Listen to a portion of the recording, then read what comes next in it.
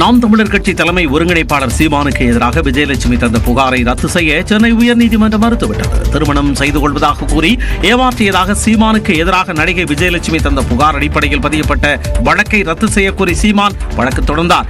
இந்த வழக்கு விசாரணைக்கு வந்தபோது சீமானின் முதல் மனைவி விஜயலட்சுமியா என நீதிபதி கேள்வி எழுப்பினார். 2008ஆம் ஆண்டு மதுரை கோவிலில் இருவரும் மாலை மாற்றிக் கொண்டதாக காவல்துறை தரப்பில் விளக்கம் தரப்பட்டது. 2008ஆம் ஆண்டு முதல் பலமுறை கட்டாயப்படுத்தி விஜயலட்சுமியிடம் சீமான் தொடர்பு வைத்திருந்ததாகவும் கூறப்பட்டது. திருமணம் செய்து கொள்வதாக சீமான் தந்த வாக்குறுதியை நம்பியே 2 முறை அவருக்கு எதிரான புகாரை விஜயலட்சுமி வாபஸ் பெற்றதாகவும் காவல்துறை தரப்பில் தெரிவிக்கப்பட்டது. இதையடுத்து இந்த வழக்கில் 12 வாரங்களுக்குள் இறுதி விசாரணை அறிக்கை தாக்கல் செய்ய காவல்துறைக்கு சென்னை உயர்நீதிமன்றம் உத்தரவிட்டுள்ளது. தஞ்சாவூரில் சிறுமியை 3 நாட்கள் வீட்டில் அடைத்து பாலியல் வன்கொடுமை செய்த இளைஞரும் சிறுமியை ஏமாற்றிய காதலனும் போக்சோ சட்டத்தில் கைது செய்யப்பட்டனர்.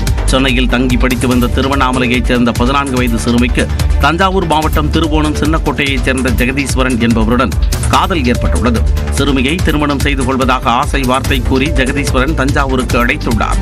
இதனை நம்பி சென்னையில் இருந்து தஞ்சாவூருக்கு தனியாக சென்ற சிறுமி பேருந்து நிலையத்தில் இறங்கியதும் ஜெகதீஸ்வரனை செல்போனில் தொடர்பு கொண்டுள்ளார். ஆனால் அவர் அலைபேசியை எடுக்காத நிலையில் செய்வதறியாது தவித்த சிறுமி பேருந்து நிலையத்திலேயே அழுதபடி நின்று கொண்டிருந்தார். இதனை நோட்டமிட்டுக் கொண்டிருந்த தஞ்சாவூரைச் சேர்ந்த புவனேஸ்வரன் என்ற இளைஞர் சிறுமியிடம் நல்லவர் போல் பேசி இரவில் தனது வீட்டில் தங்கிக் கொள்ளுமாறும் காலையில் காதலன் வீட்டிற்கு அனுப்பி வைப்பதாகவும் கூறியுள்ளார். வீட்டில் தனது மனைவியும் இருப்பதாக கூறியதை நம்பி சிறுமியும் புவனேஸ்வரனுடன் சென்றுள்ளார். ஆனால் வீட்டில் யாரும் இல்லாத நிலையில் 3 நாட்கள் அறையில் அடைத்து வைத்து புவனேஸ்வரன் சிறுமிக்கு பாலியல் தொல்லை கொடுத்துள்ளார். ஊருக்கு சென்ற மனைவி திரும்பி வர இருந்த சமயத்தில் சிறுமியை புவனேஸ்வரன் பேருந்து நிலையத்தில் விட்டுச் சென்றுள்ளார்.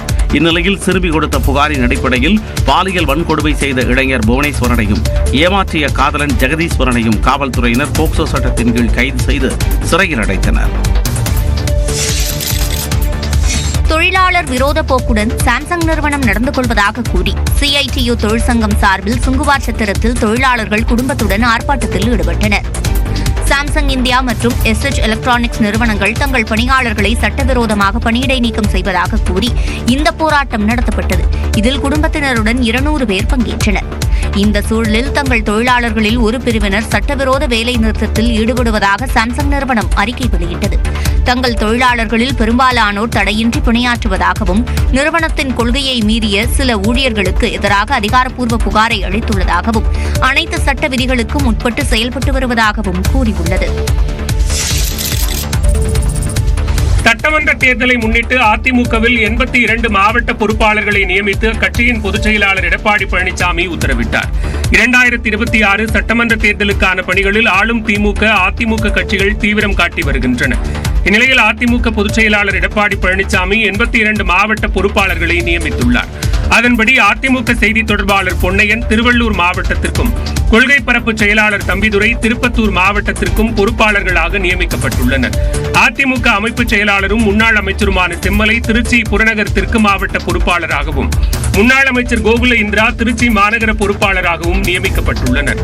முன்னாள் அமைச்சர்கள் வளர்மதி, வைகை செல்வன், மாப்பாய் பாண்டியராஜன், சேவூர் ராமச்சந்திரன் உள்ளிட்டோரையும் பொறுப்பாளர்களாக EPS நியமித்துள்ளார். சட்டமன்ற தொகுதி வாரியாக பூத் கமிட்டி அமைப்பது, கட்சியின் வளர்ச்சிப் பணிகளை துரிதப்படுத்துவது போன்ற பணிகளை பொறுப்பாளர்கள் மேற்கொள்வார்கள் என தெரிவிக்கப்பட்டுள்ளது. இவர்கள் மாநிலம் முழுவதும் இளம் தலைமுறை விளையாட்டு வீரர்களை கட்சியின் உறுப்பினர்களாக சேர்ப்பது போன்ற பணிகளை மாவட்ட செயலாளர்களுடன் இணைந்து செயல்படுவார்கள் என்றும் எடப்பாடி பழனிசாமி தெரிவித்துள்ளார். அரசியல் கட்சியில் மூத்த தலைவர், இளைய தலைவர் என்றெல்லாம் கிடையாது என்று அதிமுக முன்னாள் அமைச்சர் செங்கோட்டையன் கருத்து தெரிவித்துள்ளார். திருச்சியில் செய்தியாளர்களிடம் பேசிய அவர் அதிமுகவில் தான் சாதாரண தொண்டன் என்றார். மூத்த தலைவர் எதாவது சொல்ல முடியாதுல்ல. அரசியல் கட்சியில் மூத்த தலைவர், இளைய தலைவர்கள்லாம் கிடையாதுங்க. ஏன்னா அமைதியாக அவன் வேலை பார்த்துட்டு இருந்தால் நல்லது. எடப்பாடி பழனிசாமியை சந்திப்பீர்களா, இருவருக்கும் சுமூகமான உறவு உள்ளதா ஆகிய கேள்விகளுக்கு பதிலளிக்காமல் செங்கோட்டையன் தவிர்த்தார். என்னங்க? இல்லை நீங்கள் அந்த கொஸ்டின் மேலே கொஸ்டின் போடக்கூடாது. நீங்கள் அவர் கேட்டார், அதுக்கப்புறம் அதுக்கு தகுந்த ஆன்சர் பண்ணியாச்சு. அடுத்த கொஸ்டின் போட்டீங்க நான் என்ன ஆன்சர் பண்ணுறது? இல்லை அப்படி இல்லை. நீங்கள் நான் கோயிலுக்கு போகிற டைம் விடுங்க. அமைதியாக அவரவர் தங்களது வேலையை பார்த்தால் நல்லது என்றும் செங்கோட்டையன் தெரிவித்தார். தேர்தலில் அதிமுகவை வெற்றி பெற வைக்கக்கூடிய ரகசியம் தன்னிடம் உள்ளதாக முன்னாள் முதலமைச்சர் ஓ பன்னீர்செல்வம் தெரிவித்துள்ளார். அதிமுக தொண்டர்கள் உரிமை மீட்பு குழு சார்பில் மாநில தலைமை நிர்வாகிகள் மற்றும் மாவட்ட செயலாளர்களுடனான ஆலோசனைக் கூட்டம் சென்னை எழும்பூரில் நடைபெற்றது. இதில் ஓ பன்னீர்செல்வம், மூத்த தலைவர் பன்ருட்டி ராமச்சந்திரன், முன்னாள் அமைச்சர் வைத்திலிங்கம் உள்ளிட்டோர் கலந்து கொண்டனர். நிகழ்ச்சியில் பேசிய ஓ பன்னீர்செல்வம் 3 ஆண்டுகளாக கட்சியை ஒன்றிணைக்க போராடி வருவதாகவும் அதிமுகவை வெற்றி பெற வைப்பதற்கான ரகசியம் தன்னிடம் உள்ளதாகவும் கூறினார். அதிமுக ஒருங்கிணைப்பாளர் பதவிக்கு விரைவில் ஒரு தொண்டர் வருவார் என்றும் பொதுச் செயலாளர் பதவியே இருக்காது என்றும் அவர் குறிப்பிட்டார். நாளை அனைத்து இந்திய அண்ணா முன்னேற்ற கழகத்தினுடைய தலைமை பொறுப்புக்கு பொதுச் செயலாளர் என்ற பொறுப்பு இல்லை, ஒருங்கிணைப்பாளர் என்ற பொறுப்பிற்கு ஒரு தொண்டன் வந்து உட்காருகின்ற காலம் வெகு தூரத்தில் உறுதியாக வரும். ஒற்றை தலைமை உருவாக்கப்பட்டும் தேர்தலை சந்திக்க திறனற்ற கட்சியாகத்தான் அதிமுக உள்ளது என கூறினார். மத்திய உள்துறை அமைச்சர் அமித்ஷா வரும் 25ஆம் தேதி தமிழ்நாட்டிற்கு வர உள்ளார். 2 நாள் பயணமாக கோவை வரும் அமித்ஷா கோவையில் ஈஷா யோகா மையத்தில் சிவராத்திரி நிகழ்ச்சியில் பங்கேற்கிறார். 26ஆம் தேதி ராமநாதபுரம், திருவண்ணாமலை, கோவை, பெரம்பலூர் உள்ளிட்ட 5 மாவட்ட பாஜக அலுவலகங்களை திறந்து வைக்க இருக்கிறார். கோவையில் நடக்கவுள்ள கட்சி நிகழ்ச்சியில் பங்கேற்கும் அமித்ஷா காணொலி வாயிலாக 5 மாவட்ட அலுவலகங்களையும் திறந்து வைப்பதாக தகவல் வெளியாகியிருக்கிறது. பாம்பன் பாலம் திறப்பு விழாவில் பங்கேற்க பிரதமர் நரேந்திர மோடி வரும் 28ஆம் தேதி தமிழ்நாட்டிற்கு வர இருக்கும் நிலையில் அமித்ஷாவும் தமிழகத்திற்கு வர இருக்கிறார். பிரதமர் மோடிக்கு எதிராக முகநூலில் கருத்து தெரிவித்ததால் நீதிபதி பதவி மறுக்கப்படும் நிலையில் உள்ளதாக ஓய்வு பெற்ற நீதிபதி சந்துரு விமர்சித்துள்ளார். நீதிபதிகள் நியமனத்தில் உள்ள குளறுபடிகள் குறித்து ஓய்வு பெற்ற நீதிபதிகள் சந்துரு, ஹரிபரந்தாமன் ஆகியோர் சென்னையில் கூட்டாக செய்தியாளர்களை சந்தித்தனர். அப்போது பேசிய ஓய்வு பெற்ற நீதிபதி சந்துரு, அரசியலமைப்பு சட்டத்தின்படி உச்சநீதிமன்ற, உயர்நீதிமன்ற நீதிபதிகள் நியமனம் நடைபெறவில்லை என்று குற்றம் சாட்டினார். ஒன்றிய அரசுடைய உளவுத்துறை அவருக்கு ஆட்சேபனம் தெரிவித்தார்கள். ஆட்சேபனம் அவரை பற்றி கருத்து தெரிவித்தார்கள். என்ன கருத்து என்றால், நீங்கள் அதிர்ச்சி அடைவீர்கள், முகநூலில் பிரதமர் மோடியை பற்றி விமர்சனங்களை அவர் ஆமோதித்திருக்கிறார் என்று சொல்லியிருக்கிறார். அப்போ ஒருவருடைய அரசியல் கருத்து அல்லது அரசியல் சுதந்திரம் என்பது பறிக்கப்படுகிறது. தொடர்ந்து பேசிய ஓய்வு பெற்ற நீதிபதி ஹரிபரந்தாமன், RSS சிந்தனை உள்ளவர்கள் தான் நீதிபதியாக வர முடியும் என்ற நிலை இருப்பதாக கவலை தெரிவித்தார்.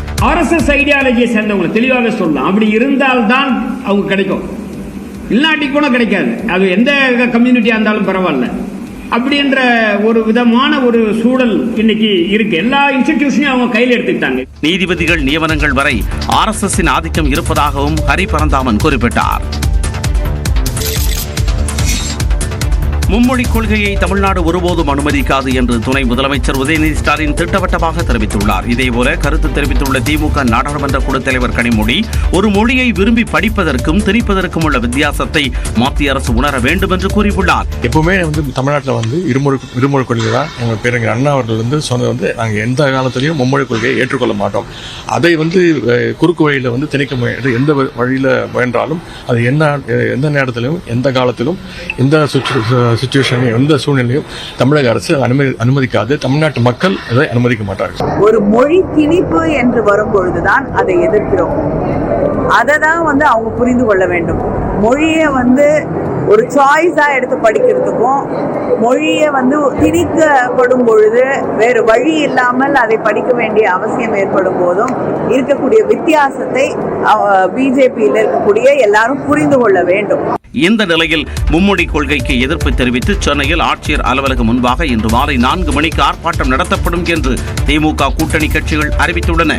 இதில் திமுக கூட்டணி கட்சி தலைவர்கள் பங்கேற்று கண்டன உரை ஆற்றவுள்ளதாக அறிவிக்கப்பட்டுள்ளது. மும்மொழி கொள்கைக்கு எதிர்ப்பு எழுந்துள்ள நிலையில் தமிழ்நாட்டில் ஹிந்தியை திணிக்கவில்லை என மத்திய அமைச்சர் தர்மேந்திர பிரதான் விளக்கமளித்துள்ளார்.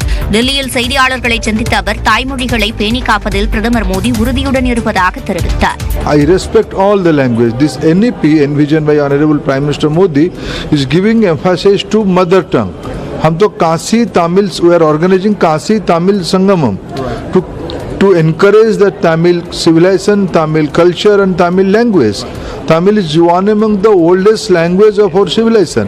மொழிக் கொள்கை விவகாரத்தில் சில நண்பர்கள் அரசியல் செய்வதாகவும் தர்மேந்திர பிரதான் குற்றம் சாட்டினார்.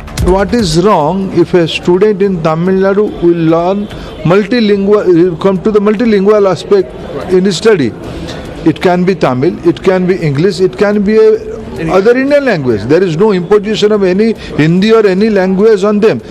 Some friends in Tamil Nadu were doing politics. தேசிய கல்விக் கொள்கையை அமல்படுத்துவதில் மத்திய அரசு உறுதியாக இருப்பதாகவும் தர்மேந்திர பிரதான் தெரிவித்தார். தமிழ்நாட்டிற்கு கல்வி நிதி வழங்க மறுத்ததாக குற்றஞ்சாட்டி மத்திய அமைச்சர் தர்மேந்திர பிரதானை கண்டித்து பல்வேறு மாவட்டங்களில் இந்திய மாணவர் சங்கத்தினர் ஆர்ப்பாட்டத்தில் ஈடுபட்டனர். தேசிய கல்விக் கொள்கையை ஏற்காததால் தமிழ்நாட்டிற்கு கல்வி நிதி அளிக்க சட்டத்தில் இடமில்லை என மத்திய கல்வித்துறை அமைச்சர் தர்மேந்திர பிரதான் பேசியதற்கு தமிழ்நாட்டில் பெரும் எதிர்ப்பு எழுந்துள்ளது. இந்நிலையில் நெல்லையில் இந்திய மாணவர் சங்கத்தினர் ஆர்ப்பாட்டத்தில் ஈடுபட்டனர். மத்திய அமைச்சரை கண்டித்தும் தமிழ்நாட்டிற்கு கல்வி நிதியை விடுவிக்க வலியுறுத்தியும் மாணவர்கள் முழக்கங்களை எழுப்பினர். கல்வியை சந்தைக்கு உள்ளாக்குவது, வணிக மையத்தை மேம்படுத்துவது, தனியார் மையத்தை உருவாக்குவது என்ற அடிப்படையில் இன்னைக்கு கல்விசார் பணிகளை, மாநில உரிமைகளை பறிப்பதற்கான செயல்களில் தொடர்ந்து ஈடுபட்டு இருக்காரு. இத்தகைய செயல்களை இந்திய மாணவர் சங்கம் வன்மையாக கண்டிக்கின்றது. இதேபோன்று திருவாரூர் மாவட்டம் மன்னார்குடியில் அனைத்திந்திய மாணவர் பெருமன்றம் சார்பில் ஆர்ப்பாட்டம் நடைபெற்றது. இதில் மன்னார்குடி ராஜகோபால சுவாமி அரசினர் கலைக்கல்லூரி மாணவர்கள் வகுப்புகளை புறக்கணித்து தர்மேந்திர பிரதானின் பேச்சுக்கு கண்டனம் தெரிவித்து முழக்கங்களை எழுப்பினர்.